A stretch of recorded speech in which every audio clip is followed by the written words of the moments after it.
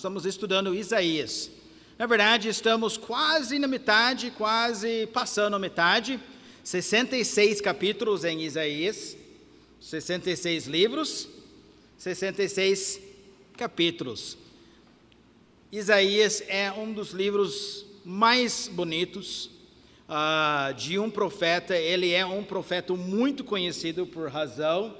As profecias dele são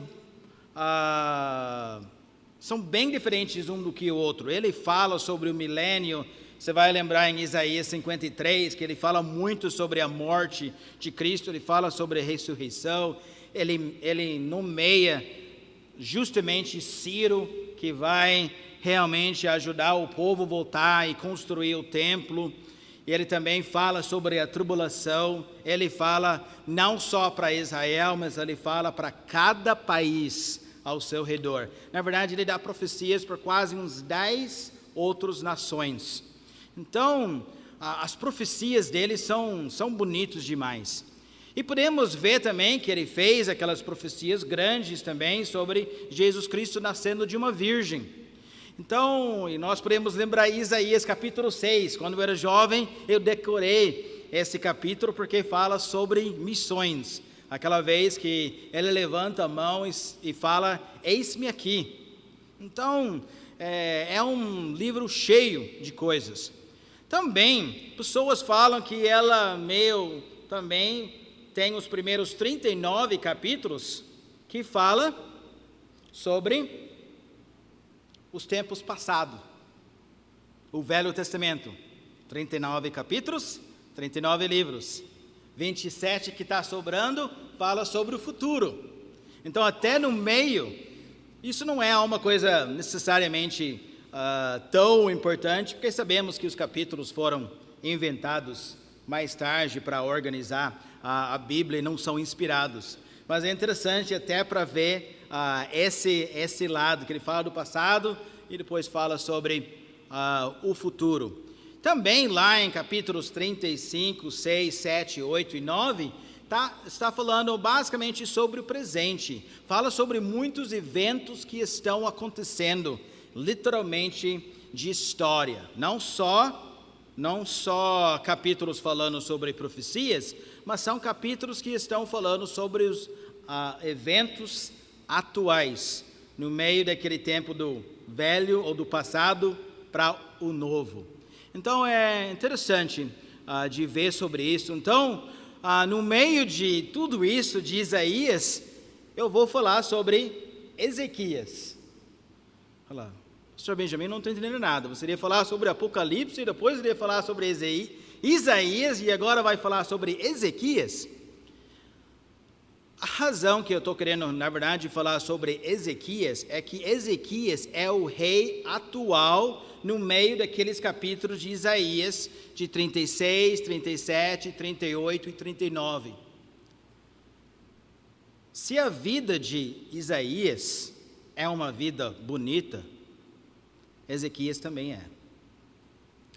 Na verdade, Ezequias não é tão conhecido. Nós lembramos muito mais de Davi, lembramos muito mais de Salomão, mas tem até um versículo que fala que até Ezequias tinha um coração mais voltado para Deus até do que Davi. Tem um versículo que fala que ele era um dos melhores reis até daquele dia e não tinha um rei melhor do que Ezequias no futuro.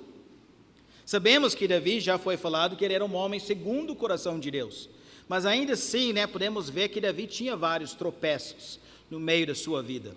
O que Deus gostava mais de Davi é que ele tinha um querer, um amor para Deus. Às vezes faltou aquela disciplina, mas mesmo quando ele caía, Deus quebrava o coração dele e ele se dobrava, se arrependia e voltava para ter aquele mesmo comunhão com Deus. Mas Ezequias, ele foi usado de uma maneira maravilhosa. E eu acredito que muito disso era ligado com Isaías. Isaías era alguém que sempre estava no meio do palácio, ele era alguém que realmente andava no meio dos reis. Ele não era aquele traído lá como Elias e ficava meio escondido. Ele sempre estava presente. Então ele era bem eloquente, podemos ver isso através também quando ele escrevia também o livro de Isaías. Então eu estava querendo tentar conseguir aqui rapidinho de olhar em o que Ezequias, ou como Ezequias conseguiu de influenciar as pessoas ao seu redor. Como Ezequias conseguiu de influenciar. E eu gostaria também de destacar que eu acredito, talvez dá para falar até os dois, mas eu acredito que Isaías foi usado numa maneira maravilhosa de influenciar o próprio rei. Mas também eu vou falar disso também. Com certeza, as ações do rei foi um encorajamento para o profeta. Isaías profetizou por muitas décadas. Tinha uns 4 ou 5 reis durante o tempo de Isaías. E tinha alguns reis ruins. Inclusive que nós achamos que Manassés matou o próprio Isaías. O próximo rei é ele que matou até o próprio Isaías, enquanto que ele estava escondendo numa árvore e pegou aquela serra e literalmente cerrou ele no meio, através de tradição judaica e também através daquele versículozinho que podemos achar lá em Hebreus 11, falando sobre os homens de fé. Então, Isaías não tinha sempre um tempo fácil, mas com certeza foi uma bênção para ele quando Ezequias estava sentado no trono. Com certeza foi uma bênção. Então, gostaria de falar sobre uma das coisas mais bonitas de Ezequias, que ele já fez no começo do seu reino. Olha comigo em 2 Crônicas. 2 Crônicas, capítulo 30, versículos 1 e 2. 2 Crônicas 30, versículos 1 e 2, e depois nós vamos ler também o versículo 10. 2 Crônicas, capítulo 30, versículo 1. Agora não temos data show, então tem que dar tempo para vocês realmente acharem. Não pode, só olhar em cima. Então, aí, se você já está relaxado, já está esquecendo a ordem dos livros da Bíblia, aí agora vai ser um tempo bom para você relembrar. Vamos lá? 2 Crônicas, capítulo 30, versículo 1. Depois disto, Ezequias enviou mensageiros por todo Israel e Judá. Escreveu também cartas a Efraim e Manassés, para que viessem à casa do Senhor em Jerusalém, para celebrarem a Páscoa ao Senhor Deus de Israel. Versículo 2. Porque o rei tivera conselho com os seus príncipes e com toda a congregação em Jerusalém, para celebrarem a Páscoa no 2º mês. Versículo 10. Os correios foram passando de cidade em cidade pela terra de quem? Efraim e Manassés, até aonde? Zebulon. Porém, o que eles fizeram? Riram-se e zombaram deles. Tirou sarro dos próprios mensageiros que simplesmente estavam dando um convite. Olha o versículo 11. Gosto dessa próxima palavra. Todavia, alguns de Ásia, de Manassés e de Zebulon, fez o quê? Se humilharam e foram a Jerusalém. Gente, o que Ezequias fez aqui foi algo inédito. Deixe-me relembrar vocês. 10 tribos estão com Israel. 2 tribos, sempre gosto de falar, Judá e o Benjamim, estavam no lado bom. Então tinha as 2 tribos lá, eles estavam separados. Faz tempo. Tanto que não são não são bem irmãos. Na verdade, só um pouquinho antes, Israel estava atacando Judá, matou um monte e levou vários como escravos. Só por causa de um outro profeta que devolveu realmente os cativeiros, aqueles que estavam em cativeiro. Então podemos ver, tinha muita rivalidade. E Samaria, Israel, eles sempre eram para o lado ruim, sempre reis ruins. Não quis adorar Deus, não quis nada com Deus. Mas Ezequias sabia que eles eram o povo de Deus. Ele foi, está errado, gente. Vocês não estão celebrando a Páscoa? Vocês não estão lembrando das coisas de Deus? Para com isso. O rei antes de Ezequias não estava adorando a Deus. Ezequias chegou na cena, a primeira coisa que ele falou é que nós vamos endireitar a casa do Senhor. Você pode ler versículos, pode ler capítulos após capítulos de como ele organizou as coisas, como ele restaurou o templo, e ele fez a maior Páscoa na história de Israel, para ajudar. Ele falou, vamos celebrar. Tinha obstáculos, tinha alguns sacerdotes não estavam consagrados, tinha outras pessoas que fizeram coisas erradas. Ezequias tinha que até orar para o povo, para que isso podia acontecer. Tinha vários obstáculos, mas ele falou, eu quero celebrar a Páscoa. Ele foi até Efraim, que era de Israel, foi para Manassés, foi para Zebulon, foi para Aser. A Bíblia aqui fala sobre pelo menos 4 tribos que ele foi. Ele foi lá na terra deles e lançou o convite para eles participarem. Vem para Jerusalém. E para alguns eles não gostavam dessa ideia, porque não, Jerusalém não faz parte da gente. Essa é seu capital. O nosso capital é Samaria. Então muitos só tiraram sarro. Jerusalém não é nada para a gente. Está errado. Até o próprio Jesus Cristo fala para a mulher samaritana, não, Jerusalém é importante.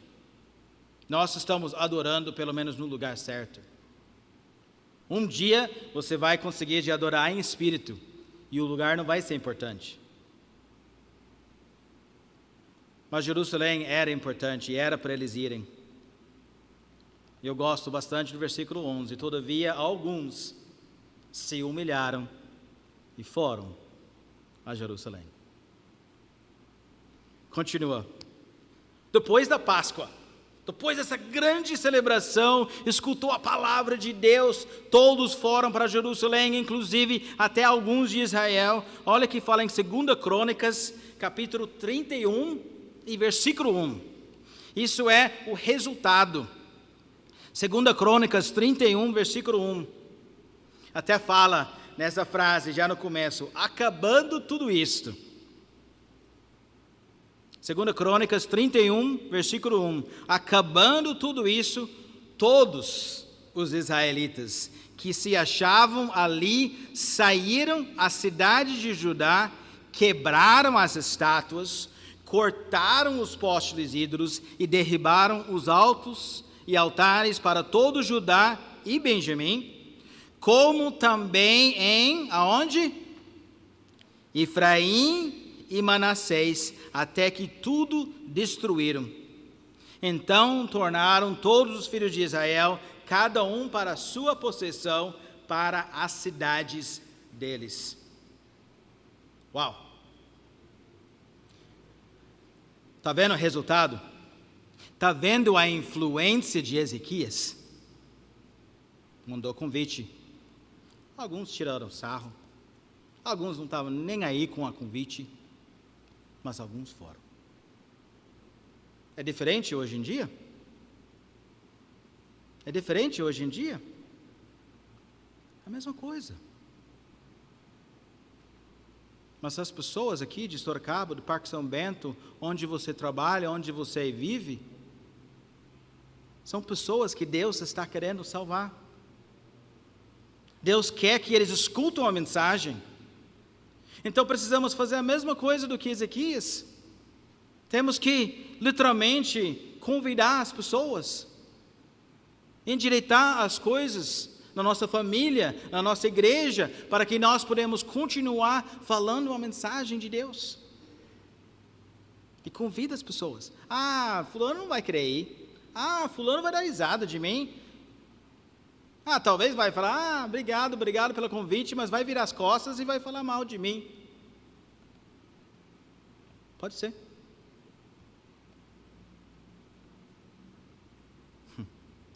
Ezequias não sabia. Deus sabia. Mas logo depois da Páscoa, 4 anos depois, Israel não existia mais. Israel não existia mais, porque o grande e poderoso Assíria foi lá e matou muita gente. E levou o resto para Nínive. Levou o resto para os outros confins da terra como escravos.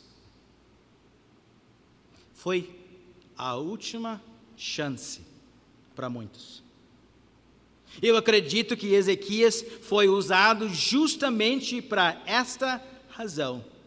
Deus estava dando mais uma chance para Israel. Mandou mensageiros e fala: israelitas, volta para mim. Volta para Jerusalém. Me serve mais uma vez. Graças a Deus tinha alguns. Graças a Deus tinha alguns. E eu acredito que no meio de tudo isso, que Deus usou isso de uma maneira maravilhosa. Podemos ver Deus sendo usado no meio de tudo isso.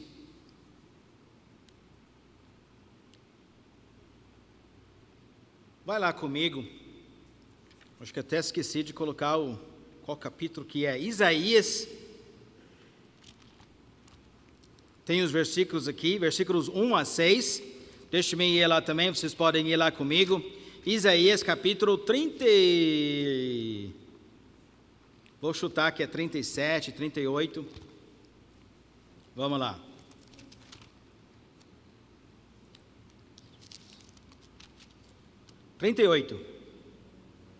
Isaías capítulo 38. Nós vamos ler versículos 1 a 6.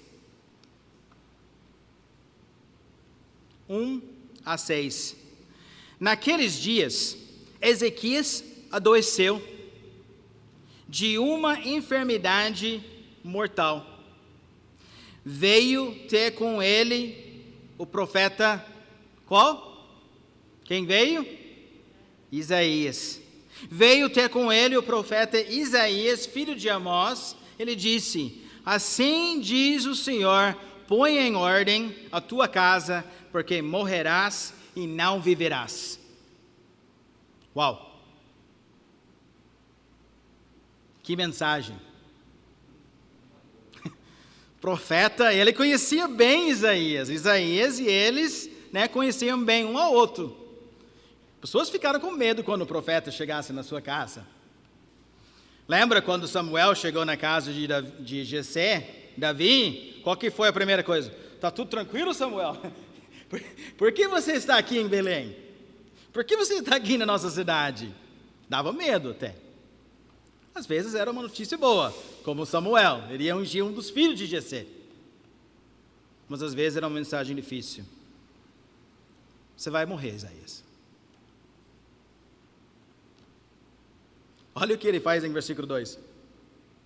Então virou Ezequias o rosto para a parede e orou ao Senhor, dizendo: lembra-te, Senhor, peço-te que andei diante de ti com fidelidade, com interesse de coração, e fiz o que era reto aos teus olhos.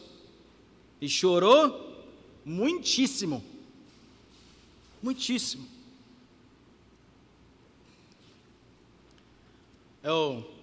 Cada vez que eu leio essa história, eu lembro, é quase como parece uma coisa que é bem distante, foi muito tempo atrás, foi quase uns 4, 5 anos atrás. Mas eu tinha alguns problemas físicos e tal, e eu fui para o médico, e ele fez até uma biópsia, ele fez uma cirurgia de hérnia, e na verdade ele fez mais a cirurgia de hérnia para fazer uma biópsia comigo. Aí eu lembro que eu voltei, depois de algumas semanas, depois da cirurgia, eu lembro que o meu cunhado casou, fiz tudo isso, mas ainda no meio da cabeça, pensando, como vai ser? Aí eu lembro esperando, né, o médico e tal, aí eu fui até o médico, e eu sempre, não, vai ser tudo tranquilo, tudo, mas eu cheguei lá no médico, e o médico já mostrou tudo isso. Ele falou, Benjamin, você tem um tipo de câncer de leucemia. Sabe, parecia que o mundo já escureceu, já era tudo isso. Eu lembro que foi bem impactante. Aí eu levei os exames da minha missão, mostrei para eles, e eles falaram, realmente, parece que isso, tinha pesquisado, era uma coisa que não tinha cura, mas era um câncer que era mais devagar, tinha pensado lá de coisa de, falava uns 15, 20 anos, tudo isso. Eu já fiquei bem abalado. Aí já tinha vários outros testes que seriam feitos, tinha que mandar alguns outros testes. Então eu lembro que foi muito difícil para mim. Eu lembro falando, Senhor, tranquilo comigo, mas os meus filhos, de tudo isso. E Deus usou isso para uma razão na minha vida. Porque às vezes eu perguntei. E eu lembro até falando, Senhor, você deu a Ezequias mais 15 anos, né? 2 semanas depois, eles mandaram um outro exame e viu que não tinha. Eu lembro, mas, Senhor, como assim? Que eu já tinha feito vários outros exames, já iria fazer, nem lembro como se chama, né? É uma ressonância, né? Para o corpo inteiro, fazer tudo isso, já estava marcado, eu já tinha ido para outro oncologia, ele também falou assim, e até perguntei para ele, mas é possível que pode ser um positivo falso? E ele falou, não está vendo o que está falando? Ele falou meio rude até, um pouquinho. Então eu lembro que tudo indicava, eu lembro que foi realmente algo impactante na minha vida. Até brinco que eu já estava imaginando qual cântico que João, lá da Nova Vida, já iria cantar no meu velório. Sabe como a sua mente, ela vai longe. Então quando ele escutou isso, ele virou o rosto para a parede, chorou. Chorou bastante. Mas ele chorou para quem? Para Deus. Não, coitado de mim. Mas, Senhor, eu tenho essa petição. Ele falou no versículo 3. Lembra-te, Senhor, peço-te de que andei diante de ti com fidelidade, com interesse de coração, fiz o que era reto aos teus olhos. E chorou.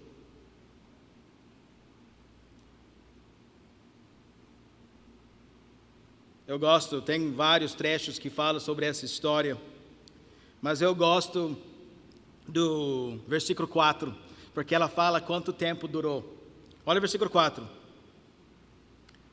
Antes que Isaías tivesse saído da parte central da cidade, veio a ele a palavra do Senhor, dizendo: volta e dize a Ezequias, príncipe do meu povo, assim diz o Senhor, o Deus de Davi, teu pai, ouve a tua oração e vi as tuas lágrimas, eis que eu te curarei, ao terceiro dia subirás à casa do Senhor. Versículo 6, acrescentarei aos teus dias 15 anos, e das mãos do rei da Assíria te livrarei, a ti e a esta cidade, e defenderei essa cidade por amor de mim e por amor de Davi, meu servo. Uau! Chorou, falou: Deus, por favor, me deixa viver um pouquinho mais. Senhor, eu estava tentando servir o Senhor com todo o meu coração. Será que não tem um pouquinho mais tempo para servir? Por favor, Deus. Deus demorou para dar a resposta? Não. Antes que ele saiu da cidade, tá bom, Isaías, volta. Como assim? Deus não sabia que talvez Ezequias, ou que Ezequias iria reagir assim? Sim, já sabia tudo isso. Tá bom, então por que precisava dar aquele susto? Eu falei a mesma coisa. Deus, por que aquele susto? Mas muitas vezes Deus simplesmente quer chamar nossa atenção. Ezequias, você não é tudo. Você vai ver que tem vários outros versículos, e tem um versículo lá no meio desse trecho, que fala que Ezequias até ficou orgulhoso um tempo. Era o natural. Deus estava usando o Ezequias para realmente ficar cara a cara com o homem mais poderoso do mundo, que era Senaqueribe, o rei do império de Assíria. Que quando isso aconteceu, essa sentença de morte, Israel já tinha ido embora, já foi destruído. Egito estava sendo também destruído no meio desse tempo, outro poder forte naquela época. Então, mais tarde, Ezequias, ele vai desafiar o próprio Senaqueribe e fala: nós não vamos servir você. Tem um versículo que fala: rebelou-se contra o rei da Assíria e não o serviu. Não serviu. Então ele ficou grande. A Bíblia fala que tinha outras nações que trouxeram presentes para o próprio Ezequias. Isso é no meio desse tempo de império de Assíria. A Síria é conhecido como o primeiro império, que começou a conquistar o mundo conhecido daquela época. Então Deus sabia, Ezequias, ele vai ter uma tendência de fazer o quê? Olha eu. E Deus estava querendo relembrar Ezequias. Não. Você só pode ser tudo isso se eu decido. Não é necessariamente que eu preciso de você, Ezequias, para salvar o povo de Israel. Na verdade, Ezequias não faz nada para ganhar a guerra contra a Síria. Foi tudo de Deus. Só foi fé, que já é uma grande coisa, porque não dá para falar só fé, porque nós temos dificuldades com essa fé. Mas Deus estava querendo mostrar para Ezequias, para o povo, para o mundo, que não é Ezequias que é importante. E até deu uma doença para ele que iria matar ele. E depois ele falou: tá bom, se humilhou, chorou, pediu para mim sabendo que eu sou o dono da sua vida. Tá bom, Isaías, 15 anos. Às vezes a gente fala: não quero saber o dia da minha morte. Não quero saber necessariamente o dia da minha morte. Mas também no mesmo tempo Ezequias sabia: tenho 15 anos. Só. Deixa eu fazer a matemática. Uns 30, 55. Quando Deus falou isso para ele, ele só tinha 40 anos. Quer saber que você só tem 15 anos de sobreviver com 40? Ixi, eu já tenho 46, então, ixi.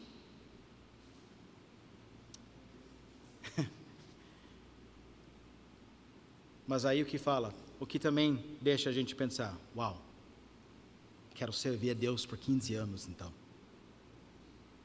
Quero servir a Deus por 15 anos então. Deus falou: vai para Jerusalém, em 3 dias vai ser curado. É lógico, dá para já ver o simbolismo, né, da ressurreição de Cristo. 3 dias vai ser curado. 3 dias tudo vai voltar ao normal. Tem esse grande sinal que ele pediu para retroceder os 10 graus da sombra, que eram uns 40 minutos.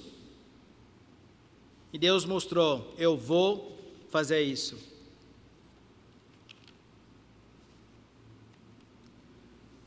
A influência de Ezequias foi grande. É um versículo bem isolado, meio escondido, mas eu achei tão interessante que, lembra que ele influenciou Israel? Lembra que ele influenciou, e com certeza foi uma grande bênção para os sacerdotes, as pessoas religiosas, as pessoas crentes, as pessoas seguidores de Deus lá em Israel, antes que a Síria tomou conta. Mas Deus queria mostrar para o mundo que a Síria não era o mais importante, não era o mais poderoso. Interessante, Deus trabalhou muito através de Assíria, Babilônia e Pérsia. No meio desses 3 impérios, não tanto nos gregos, era um tempo de silêncio, e os romanos era Cristo. Então mostrou ainda o seu poder através da chegada de Cristo no meio daquele 5º império. Mas os impérios de Assíria e de Babilônia, com Daniel e Sadraque, Mesaque e Abednego, e também através de Pérsia, com Ciro, com Esther, Neemias, ele mostrou a sua presença no mundo, Deus mostrou. E aqui com a Síria também ele mostrou. A Síria começou a tomar conta da terra de Israel, começou a reinar. Sabe o que Deus fez lá no meio disso? A Bíblia fala que ele mandou leões.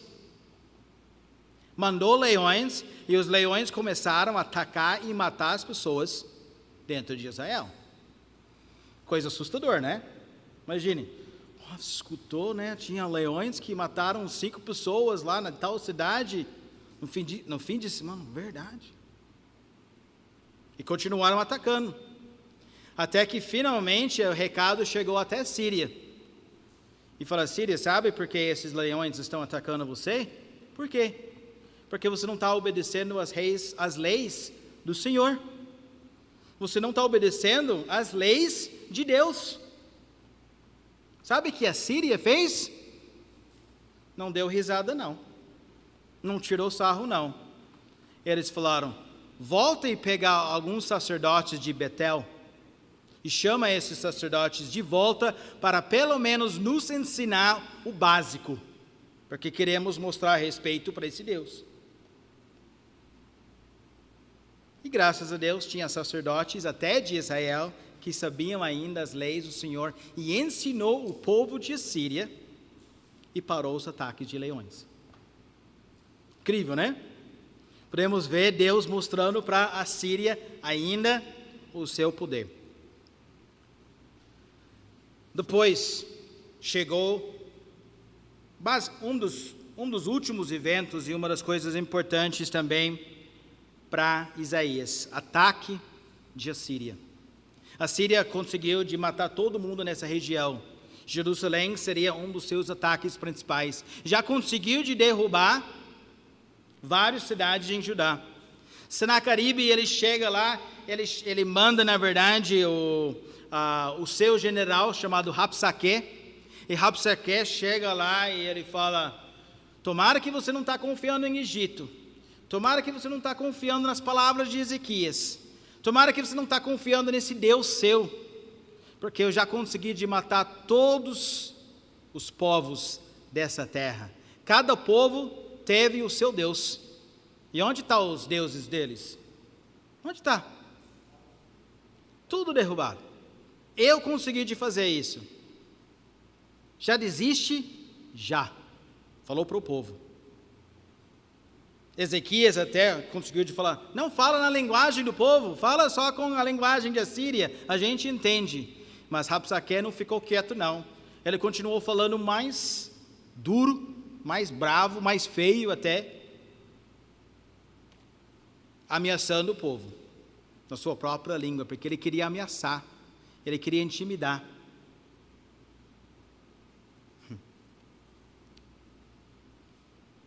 A Bíblia fala que Isaías, uma vez ele deu dinheiro, não adiantou, voltou. A segunda vez, quando Rapsaque volta, Rapsaque fala para eles, e Isaías já tinha falado para eles, sede fortes e corajosos, não temais, nem vos assusteis por causa do rei da Síria, nem por causa de toda a multidão que está com ele, porque há conosco maior do que está com ele. A gente já lembra desse versículo. Tem esse versículo até na placa da nossa igreja, lá em Romanos. Tem um que é maior do que está com eles. Ezequias estava falando para o povo: confia no seu Deus. Eu falei para os jovens, o que eu fiquei mais impressionado não era só a coragem de Ezequias, mas a coragem do povo. Ezequias falou, mas o povo seguiu. Até dei um exemplo. Imagine se o pastor Benjamin falou, chegou aqui na praça tinha Votorantim ao redor do Parque São Bento, querendo matar todo mundo. E sabia que eles tinham muito mais exército, muito mais soldado. E eu falei para o Parque São Bento, confia no Deus do céu. Ele vai nos dar a vitória, Ele vai nos ajudar. Como será que seria o povo? Como o povo provavelmente iria reagir? Provavelmente não iria confiar, porque não tem um relacionamento firme com Deus. Eu falo que uma das coisas mais bonitas também sobre Ezequias é que não foi só Ezequias, foi o povo. Foi por causa daquela Páscoa, foi por causa daquela renovação em Deus. Então o povo também tinha um relacionamento com Deus. Não foi só o líder, não foi só o profeta, não foi só o rei, não foi só o pastor, mas foi o povo. E o povo confiou. Quando Ezequias sabe que Rabsaque está ao redor da sua cidade, a Bíblia fala que ele foi direto para a casa do Senhor e orou.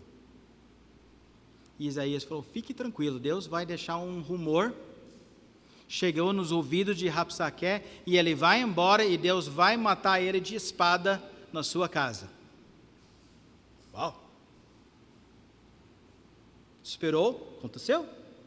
Ele escutou um boato que ele precisava voltar para ajudar Senaqueribe, lá em Laquis. Então ele foi lá com o seu exército e foi lá e sumiu. Ah, que bom, Deus, obrigado. Você já notou que às vezes tem alguns problemas na sua vida e você ora para Deus e aos poucos resolve o problema?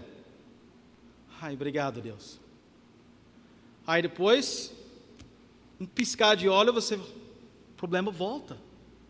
Mas Senhor, você não escutou? Como podia até duvidar da profecia de Deus, mas e essa espada que iria matar? E essa espada queria matar esse líder de Rabsaque? O que aconteceu com ele? Ele está de volta. Ele foi embora com o seu exército e ele volta a segunda vez de ficar ao redor de Jerusalém. Manda até cartas de ameaça. Sabe como foi a reação de Ezequias? A segunda vez? Falar mal de Deus? Começar a não confiar em Deus? Não. Ele pega aquela carta, eu acho que é muito lindo isso. Ele pega a carta, ele leva a carta para a casa de Deus, ele coloca no chão e ele se ajoelha e ele apresenta a carta a Deus. Deus olha o que ele está falando contra o povo de Deus. Deus olha o que ele está fazendo. Senhor, precisamos da sua ajuda. Isaías de novo chega com aquele calmo e fala: não temos. Não precisa ficar com medo. Olha comigo, versículo 6. Volta para, eu acho que é 37, isso. Isaías capítulo 37, versículo 6. Isaías lhes disse: dizei isto ao vosso Senhor, assim diz o Senhor, não temas por causa das palavras que ouviste, com as quais os servos do rei da Síria blasfemaram contra mim. Eis que meterei nele um espírito, e ele, ao ouvir certo rumor, voltará para a sua terra. Então, podemos ver ele falando a primeira vez sobre isso. Bom, deixa-me ir para o próximo, então, que seria o 37 ainda. Deixa-me só achar aqui. Isaías 37, versículo 21. Essa que é a segunda resposta de Deus. 37, versículo 21. Então Isaías, filho de Amós, mandou dizer a Ezequias: assim diz o Senhor, o Deus de Israel, visto que me pedisse acerca de Senacaribe, rei da Síria, mas eu conheço o teu assentar e o teu sair. Desculpa, eu tenho aqui no meu. Volta para versículo 28. 21 e aí pula para 28. Versículo 28. Mas eu conheço o teu assentar e o teu sair e o teu entrar e o teu furor contra mim. Por causa do teu furor contra mim e porque a tua arrogância subiu até os meus ouvidos, eis que porei o meu anzol no teu nariz e o meu freio na tua boca, e te farei voltar pelo caminho por onde vieste. Pelo que assim, versículo 33, pulando para o versículo 33, pelo que assim diz o Senhor acerca do rei da Síria: não entrará nesta cidade, nem lançará nela flecha alguma, não virá perante ela com escudo, nem há de levantar tranqueiras contra ela. Pelo caminho por onde vier, por esse voltará, mas nesta cidade não entrará, diz o Senhor, porque eu defenderei essa cidade para a livrar por amor de mim e por amor do meu servo Davi. Então podemos falar que Deus olhou e falou: Ezequias, fique tranquilo, eu literalmente vou colocar um anzol no nariz dele e literalmente pedir para ele voltar do mesmo caminho que ele viesse. Ele nem vai entrar nessa cidade, ele nem vai lançar uma flecha. Eu cuido. Ezequias nem levantou um exército, não fez nada. E Deus falou: deixa comigo. Tem uma outra capítulo em Isaías que fala, para você vai parecer tipo só um pesadelo. Quando você acorda de manhã, tudo vai ser resolvido. Realmente foi assim. Olha em versículo 36. Deus não é como os filmes, não deixa esse final tão dramático. Os filmes já iriam fazer, né, uma grande cena e de tal, mas Deus só fala: então, só fiz assim. Resolvi. Olha, 36. Então saiu o anjo do Senhor e feriu no arraial dos assírios. Olha o próximo número, gente. 185.000. E quando se levantaram os restantes pela manhã, eis que todos estes eram cadáveres. Uau! Que erro feio de Senacaribe. Quem é esse Deus? Não tínhamos tempo, mas tem alguns outros versículos de Ezequias que fala: Deus, ele afrontou. Ele falou que ele já derrubou todas as outras nações de outros deuses, mas nem deuses eram. Era de madeira, é de bronze, é de ouro, mas você é o Deus vivo. Senacaribe, ele errou feio. Achava que ele podia afrontar o Deus do céu e ganhar.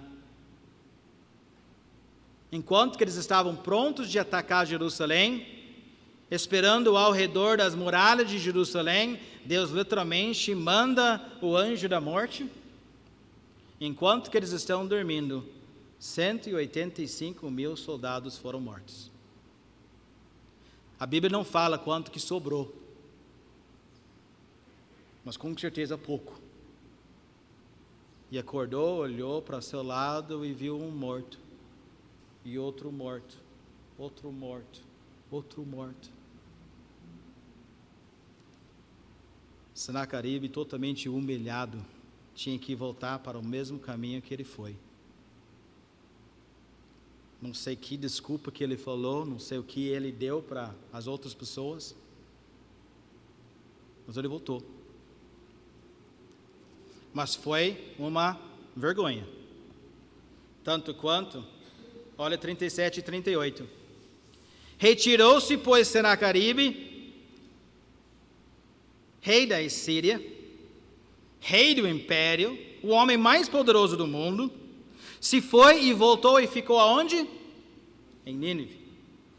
38. Sucedeu que, estando ele a adorar na casa de Nisroque, o seu Deus, Adrameleque e Sarezer, seus filhos, o feriram à espada e fugiram para a terra de Ararate, e Esarhadon, seu filho, reinou em seu lugar. Como Deus falou, ele vai voltar para sua casa, Nínive, e ele vai morrer de espada. E ainda com coragem de adorar outro Deus. Depois que ele viu 185 mil dos seus soldados, que sem dúvida nenhuma foi morto através de algo supernatural, sobrenatural. Nenhuma vez que Israel foi derrotado por Síria.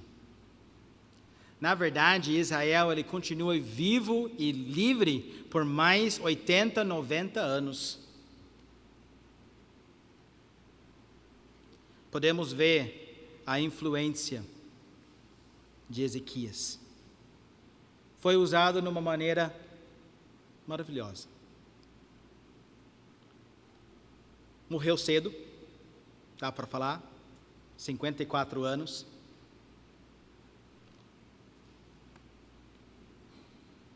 O próximo rei foi Manassés. Ele começou a reinar com 12 anos de idade. Se você sabe um pouquinho sobre Manassés, ele era um rei horrível. Ele fazia todas as coisas contra Deus. Talvez ele não tinha tanto tempo, não sei. Mas só com 12 anos, nem cresceu direito, mas ele virou rei, Manassés, e fez tantas coisas horríveis, provavelmente até matou Isaías. Mas achei interessante. Tem outro versículo meu escondido lá no meio, que Deus fala que ele leva Manassés em cativeiro e manda ele para a Babilônia. Nós nem sabemos exatamente como aconteceu e como Deus fez tudo isso, mas ele, o rei de Judá continuou sendo livre ainda, foi levado para a Babilônia, ele ficou em Babilônia até que ele se humilhou a Deus. Nós não sabemos de novo como exatamente foi feito, mas Deus fala que ele foi solto de Babilônia, ele voltou para Judá de novo e começou a servir a Deus. E às vezes eu fico pensando, o que foi ensinado pelo menos com ele quando ele era criança, voltou mais tarde. Voltou mais tarde. Não sabemos quantos anos ou décadas que ele continuou servindo o Senhor, porque ele serviu a Deus por 50, ele serviu como rei por 55 anos, Manassés. Mas logo depois que ele termina de reinar, sabe qual que é um dos próximos reis? Josias. O último rei bom. E Josias começa a fazer o que é reto perante os olhos de Deus. Ezequias, ele influenciou Israel, que estava do lado, ele influenciou o próprio Judá, ele foi usado de uma maneira maravilhosa de mostrar o poder de Deus para a Síria e para o mundo. E eu acredito que até um pouquinho dessa influência sobrou para Manassés no final da sua vida, e ainda também através também até do seu neto, bisneto de Josias. Então podemos ver a importância que nós precisamos falar. Senhor, vai ter problemas que vão chegar na sua vida, com certeza. Mas eu posso dar um desafio pequeno? A razão por que Israel ou Judá saiu bem no meio do problema, foi por duas razões. Já tinha um relacionamento com Deus antes e buscou Deus. Muitas vezes os crentes nem buscam Deus no meio dos problemas, porque nem relacionamento tem. Se você quer se salvar da morte, se quer se salvar dos problemas na sua vida e os problemas no meio da sua família, prepare já.